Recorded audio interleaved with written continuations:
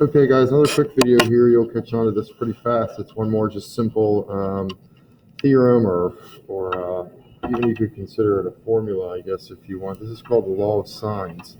Okay, let me try to get these wires out of here. My camera won't focus up. The law of sines is a way to find a missing side or angle of any given triangle. Okay. So if I draw any triangle here, I'm trying not to make it right, just to prove a point. Okay, and I'll call this A, and this capital B, and this C. Okay, so by standard labeling here, I'm going with lowercase for the rest of these. Okay. Oh, come on. There it goes. Okay. So what it says is that the ratio between the sine of any angle and its respective side, that ratio stays equal for all angles and sides of this triangle. So what I mean by that is, here's what the law of sine says. The sine of angle A over side lowercase a is going to be the same exact ratio or value or fraction as the sine of angle B over side lowercase b. It doesn't matter which two sides I pick, so that's going to be exactly equal to the sine of angle C over lowercase c. Okay, so you can pick kind of any side and opposite angle that you want to try to accomplish this.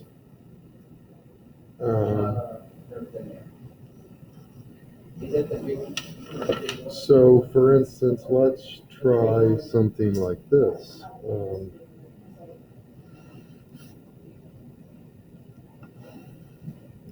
Let's say this is 10, and this is 80 degrees, and this is 35 degrees, and we're trying to find this side here. Okay, I can use the law of sines to do this. The directions can tell you use the law of sines, but I want you to get down in your head that this is a possibility for any type of missing side or angle in a triangle. Okay, so first of all, I need angles and their opposite sides. Okay, so although I'm not given this angle, I do know what it is. I just need to do 90 minus 80 minus 35 to get the remaining amount of degrees that are left of this angle. Sorry, 180.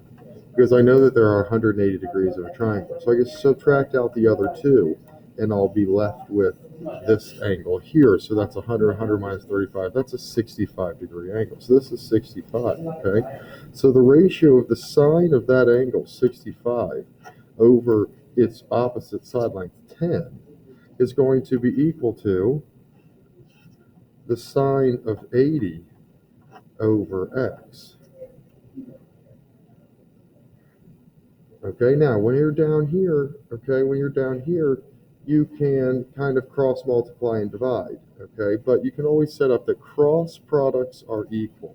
So that means that the things that are diagonal each other, when you multiply them together, they are equal. So 10 times the sine of 80 is equal to x times the sine of 65. So to solve for x, I just need to divide by sine 65. Okay, so we can type that in my calculator here. Let's get this out of the way. I've got 10 times the sine of 80.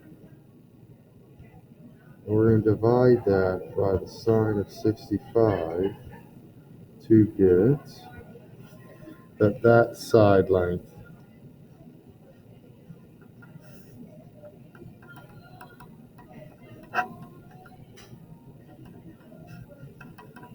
So x equals that number there, 10.87. Okay, we can do one more, but I mean this is basically it. So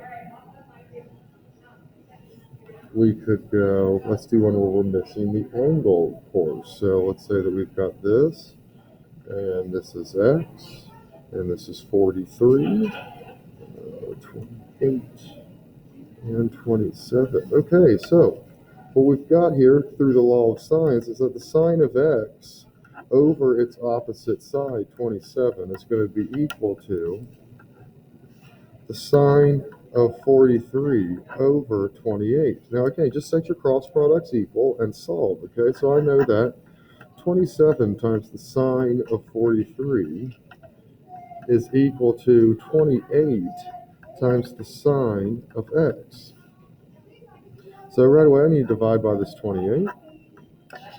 So I've got 27 times the sine of 43 over 28 equals the sine of x. Okay, so I'm going to get that. I'm sorry, I'm moving my paper up a little bit so you can see. I'm going to get that value over here. Okay, 27 times the sine of 43. Close off that parenthesis. I'm going to divide that by 28. Okay, so I've got that number. I'm not rounding it. I'm just writing it short here. 0.65. I'm going to keep the whole number in my calculator. Equals the sine of x. So now, of course, to get it cancel sign, you do the inverse sign on both sides. So I inverse sign both sides, and I get that x equals, I need the inverse sign, second inverse sign of that answer. I hope you know where this button is. It's the blue and your negative button. So you go second and your answer. That just copy and pasted that last number in my calculator down in there. I hit enter, and I get that is a 41.12 degree angle. Okay, that's an example of both types of problems you can get. So that's as hard as it gets. See you in class.